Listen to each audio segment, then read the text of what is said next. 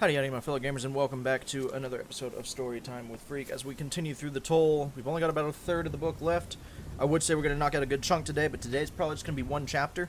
My pollen allergies are just absolutely decimating me. I've got like a Japanese cherry blossoms or whatever in my front yard, and it's just like full bloom. All the flowers are popping up, and I'm like, ugh. So, if I sound stuffy, I apologize. Real quick before we dive in, though, only about 28% of you guys are subscribed to the channel. It's free, so, you know, we're on our road to 1,000. If you enjoy video games, if you enjoy books, movies, we cover it all. We have fun here, so please smash that subscribe button, leave a like, drop a comment, notification bell, all that good jazz. Without further ado, Chapter 34, A Better Place. I know most people don't follow what happens in the Scythedom. That's natural. The Scythedom was created so that most people would never have to deal with the bringers of death until death was brought to them.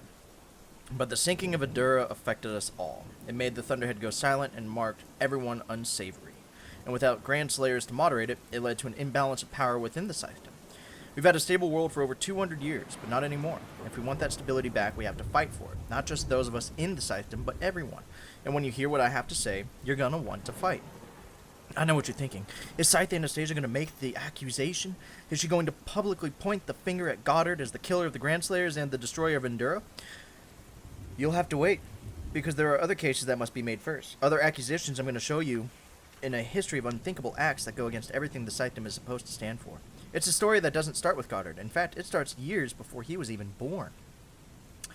In the year of the Lynx, the Nectarus Prime colony on the moon had what they called a catastrophic atmospheric failure. Their entire supply of oxygen, even the reserve of liquid oxygen, vented into space, killing every colonist. Not a single survivor. Everyone knows about it. Everyone knows about that. It's all something we all learned in school. But have you ever read the first screen on the official history databases? You know the one. It's that annoying scroll of small print you always skip to get to whatever you're looking for. If you actually read it, buried in the middle of all that legal camouflage is a small clause. It states that the public history databases are all subject to Scythe approval. Why? Because Scythes are allowed to do anything they want, even censor history. That wasn't a problem as long as Scythes were true to their calling.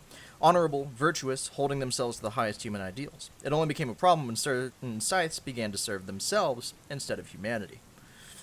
The moon colony was the first attempt at off-world settlement. The plan was to steadily populate the lunar frontier and relieve the population problem back on Earth. The Thunderhead had it all worked out. Then came the disaster. I want you to unlearn everything you think you know about that event, because as I said, the official histories can't be trusted. Instead, I want you to research the lunar disaster for yourself just the way I did. Go directly to the original sources. Those first articles written. Personal recordings made by the doomed colonists before they died. Broadcasts pleading for help. It's all there in the Thunderhead's backbrain. Of course, the Thunderhead won't guide you, because you're unsavory, so you'll have to find it yourself. But you know what? Even if you weren't unsavory, the Thunderhead wouldn't guide you, because the sensitive nature of the information, helping you find it would be against the law, and as much as it might want to, the Thunderhead cannot break the law. Good thing you have me. The Lone Star Scythes brought Rowan to Austin, the city farthest from any border, and set layer upon layer of protection around him. He was treated with care. He wasn't given a luxury suite, but he wasn't put in a cell either. You are a criminal, Scythe Coldman had told him during his rescue, but we've learned from our studies of the mortal age, where crime was the norm rather than the exception, that criminals can be useful in their own way. They allowed him a computer with which to educate himself about the years he had missed, but he kept being drawn instead of videos to what happened at Mile High Stadium after he had been rescued. There were no official recordings of the correctional gleaning, as the North American Allied Scythedom was spinning it, but survivors were posting personal recordings that they made. Rowan watched them not because he wanted to, but because he felt an overwhelming need to witness as much of it as possible, to acknowledge as many victims as he could. Even though he knew none of them, he felt he was his responsibility to remember their faces and give them at least one last moment of respect. If he had known Goddard would do this, he would have resisted the Texan Scythes and accepted his own gleaning. But how could he have known? And how could he have resisted? Just as Goddard was determined to end him, the Texans were determined to steal him away.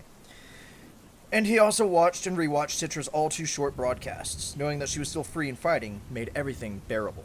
The last time Rowan had been in the Lone Star region, he had been Rand's captain. The mandate of the region, benevolent lawlessness, made it easy for Rand to escape scrutiny and carry out her plan to bring Goddard back. But it was that same self-determination that made its Scythes bold enough to rescue Rowan. Post-mortal Texans were unique.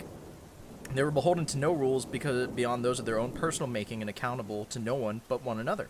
Sometimes to terrible results, other times to glorious ones. As one of the Thunderhead's 7 charter regions was a prolonged social experiment that had become a permanent way of life. Perhaps because the Thunderhead had decided the world needed one such place, where people could learn how to live by the laws of their own hearts. Some other experiments didn't fare such as well, such as the Pensive Collection in Ross Shelf, the charter region in Antarctica, where the Thunderhead introduced mind-link technology that allowed everyone to read everyone else's minds. Not pretty. People said it was the closest Thunderhead had ever come to making a mistake, although it insisted that all of its experiments, by their very nature, were successful, because they all proved something and gave it a better perspective from which to serve humanity. The Pensive Collective became the Slumber Collective, and now the people of Ross Shelf region were the happy subjects of communal dreaming, where minds were still linked, but only during REM's sleep. 2 days after Rowan's rescue, Scythes Travis and Coleman visited him in his quarters, but then a third Scythe entered the room, one whom Rowan knew all too well, and was not keen on seeing. The instant he saw the red robe, Rowan knew he had been betrayed. He stood reflexively searching for a weapon, but of course he had none. Scythe Constantine, however, made no move to attack. He didn't seem too happy, but that was nothing new for the man. He had only 2 expressions, disgusted and judgmental. Excuse me, I apologize, guys.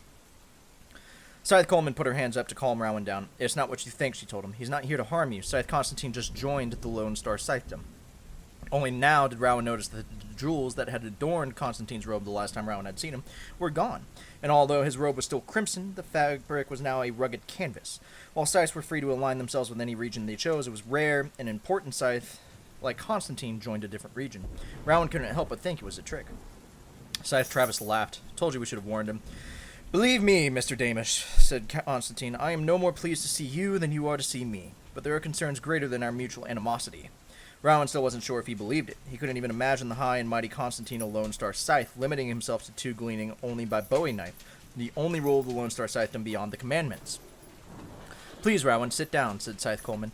We have business to discuss. And when he sat, she gave Rowan a single page. On it were the list of names, all Scythes. There were about 50 of them. Those are the names we had decided that you should end, Coleman said. Rowan looked up at Coleman and down at the page, then up at Coleman again. Could they actually be asking him to kill 50 Scythes? Travis, who was leaning against the wall with his arms crossed, gave a mournful, oh boy, sort of whistle. The look on his face says it all, don't it? This won't be easy. Rowan held the sheet out to Coleman. No, Rowan said. Out of the question. Scythe Coleman didn't take back the sheet and was not about to take no for an answer. Don't forget that we rescued you from the prospect of a painful death, Rowan, she said. And because we rescued you, 30,000 innocent people were gleaned. You owe it to us as your rescuers, and you owe it to those poor people. All we're asking, added Travis, is that you rid the world of problematic Scythes. Didn't you already have your heart set on doing that? Now you won't be working alone. You'll have the Lone Star Scythedom's backing. Unofficial backing, added Coleman. Right, agreed Travis. No one can know. That's the deal. And exactly what makes a Scythe problematic to you? Rowan asked. Coleman snapped the page away from him and pulled a name from the list. Scythe Kurosawa has spoken out against our region for years and has insulted our high blade time and time again. Rowan was incredulous. So that's it? You want me to end a Scythe for having a big mouth? You're missing the point, said Travis. Why is this so hard for you, son? Through all of this, Constantine said nothing. He just stood back with a funeral expression. The fact was, as Scythe Lucifer, Rowan vetted his choices thoroughly. If he could find a single redeeming quality of the Scythe in question, he left that Scythe alone. He personally knew at least 3 of the Scythes on the list. They might not have been the most upstanding Scythes, but they didn't deserve to be ended. Sorry, said Rowan. If you rescued me so you can use me to settle your grudges, then put me back on the pyre. Then he turned to Constantine. And you're a hypocrite. You hunted me for gleaning bad Scythes, and now you're fine with me going out there to do it again? Constantine took a deep breath before he spoke. You forget that I was an underscythe to Goddard. After what I've seen, I've come to feel his hold on the world must be weakened by any means necessary. All the Scythes on that list are of the New Order and fully embrace Goddard and his philosophies. You began your rampage because you believed the Scythedom needed a dramatic overhaul. A culling, if you will. Although I am loath to admit it, I believe you're right.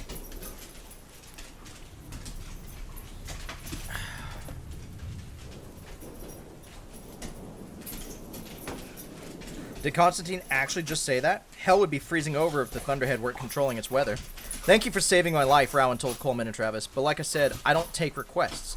Told you so, Travis said to Coleman. Plan B? Coleman nodded. Rowan shuddered to think what Plan B was, but not one was willing to pull out their knives to glean him. And all the time since you were revived, did you ever once ask about what happened to your family? Scythe Coleman said.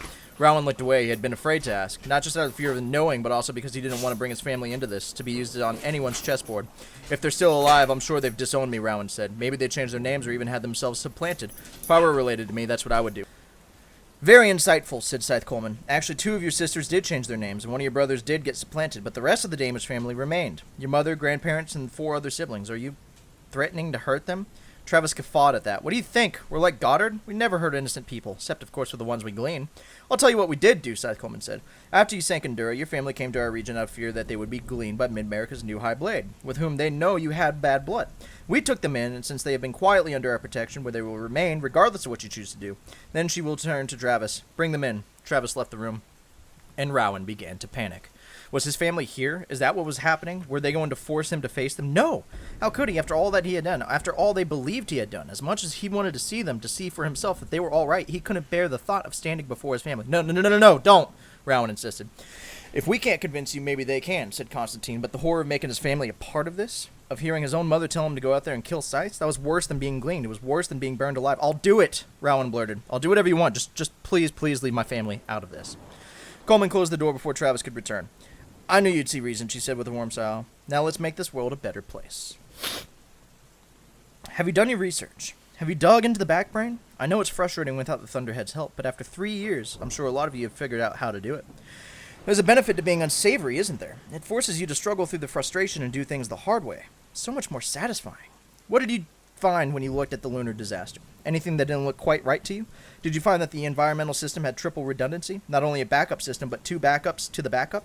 Did you learn that prior to that day, the Thunderhead had calculated the chances of an atmospheric catastrophe at 0.000093%? That's less than 1 chance in a million. Was the Thunderhead wrong? After the disaster, the Grand Slayers of that time enacted a week of mourning. No one would be gleaned for a week since so many had died on the moon. I'm sure most of the Grand Slayers believed it was a tragic accident and were genuine in their remorse. But maybe, just maybe, one was not. If you're looking for evidence that would tie to any specific scythe in that disaster, you won't find it. But did you look into what happened the days and weeks after the tragedy? Did it trouble you that there was no cleanup of the site by the Thunderhead? No recovery of the dead? Nameless sources suggested it was simply too much effort for the Thunderhead to recover the bodies that were too damaged by the vacuum of space and solar radiation to ever be revived. But if you dig in the back brain, you can find a single statement from the Thunderhead. It's there for anyone who cares to look. In fact, it's the last thing that's filed on the lunar disaster. Have you found it yet? If not, I have pulled it up right here. Let's have a look. Lunar event beyond Thunderhead jurisdiction. Result of scythe activity. Drawing out what she knew wasn't just a tactic to hook people, it was a stalling tactic as well, because Anastasia still wasn't sure where it was going to lead.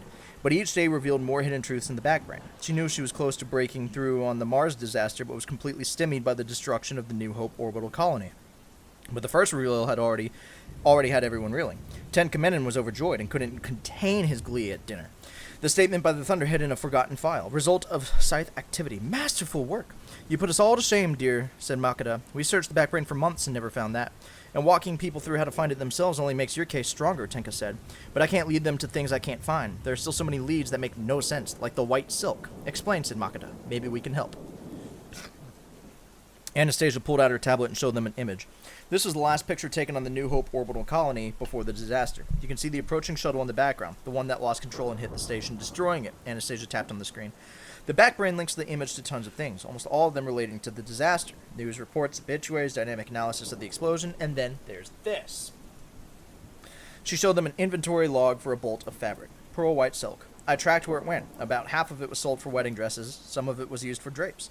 But there are 15 meters unaccounted for. Nothing's ever unaccounted for in the Thunderhead's inventory. Perhaps they were just scraps, Baba suggested. Or, came a voice from behind them, perhaps it was used by someone who didn't need to pay for it. It was Jerry, late as usual, but with the insight that made all the difference. There was only one sort of person who could walk away with an expensive fabric, no questions asked, and not have to pay for it. Jerry sat beside Anastasia, who quickly started working on the tablet. Once she had something to look for, the information wasn't hard to find. There are hundreds of scythes known to have robes in shades of white, but only about 50 in silk. And pearl silk? That's not common at all. Then she stopped to take in what her screen was telling and turned to the others. There's only one scythe who had robes made of that particular fabric, she said. Scythe Dante Alighieri. While the others didn't recognize the significance, Tenka did, and offered her the broadest of smiles. How divine the comedy, he read. All roads lead to Alighieri.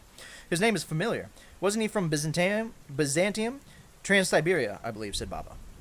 Then the moment was shattered by a jarring jangle loud enough to make everyone jump. The sound ceased, then came again. Ah, there's the culprit, said Jerry, pointing to an antique 20th century telephone in the corner of the dining room. It was one of the old phones connected to 10 Minutes' personal line, which hadn't rung once since Anastasia had been there. Gave off one more abrasive jangle before 10 directed one of the servers to pick it up. This is His Excellency's High Blade 10 personal line, the server said a bit awkwardly. Whom may I say is calling? The server listened, looked alarmed for a moment, but then his expression resolved into annoyance. He hung up and tried to return to serving. What was that all about? Asked the High Blade. Nothing, Your Excellency. It looked very much like something to me. The server sighed. It was a tonist, Your Excellency, moaning and groaning like an animal. I don't know how the miscreant came up with your phone number. Then the phone rang again. We should have it traced, suggested Scythe Makata. 10 Minutes' face was serious, not angry but concerned. There's a red button on the right of the device, he told the server. It will put the call on speaker. Be so kind as to answer it once more and press this button. The servant did as he was instructed, and immediately a wordless wailing sounded from the phone's tiny speaker. The noise was so ghostly it could have been more, at home in a drafty medieval castle than the High Blade's palace. It was insistent, mournful, desperate. Ten Minutes pushed his chair back with a loud scrape, stood up, and went to the phone. He just stood there looking at it and listening to the awful sound, then finally he disconnected the call. Well, said Scythe Baba, that was unpleasant. He tried to make a joke out of it, but 10 was not in a joking mood. He just stood there staring at the silent phone, then he turned to Jerry. Captain Soberanis, 10 said, where's your crew at this very moment? Jerry looked around, understanding no more than anyone else in the pertinence of the question. They're either out in town or back on the ship. Why? Notify them that you'll all be setting sail immediately, and that we will be coming with you. We, as in all of us. Anastasia stood up. She had never seen Tenka like this. He had always been unflappable. Now he seemed deeply shaken. What's going on, Your Excellency? She asked. That wasn't a random call, he said. I believe it was a warning, and one we should heed. How? Do you know? Because, Tenka said, that was my father. And that is the end of chapter 34. Getting pretty hot and heavy and spicy. Hopefully I can get an episode out for you guys soon. Again, apologies. Focusing on Twitch, income, allergies. But much love to you all. Our topic of the day will be, who is your favorite YouTuber to watch? Whether it's, Marley or Narcoleptic Nugget on gameplay. It could be just Watch Mojo's top 10 lists. It could be, I don't know, a cooking show. Let me know who you guys enjoy as a content creator down below. Don't forget to hit the subscribe button, like, notification, share, drop a comment, all that good jazz. Check out the links, and I will see you all in the next one. As always, stay freaky.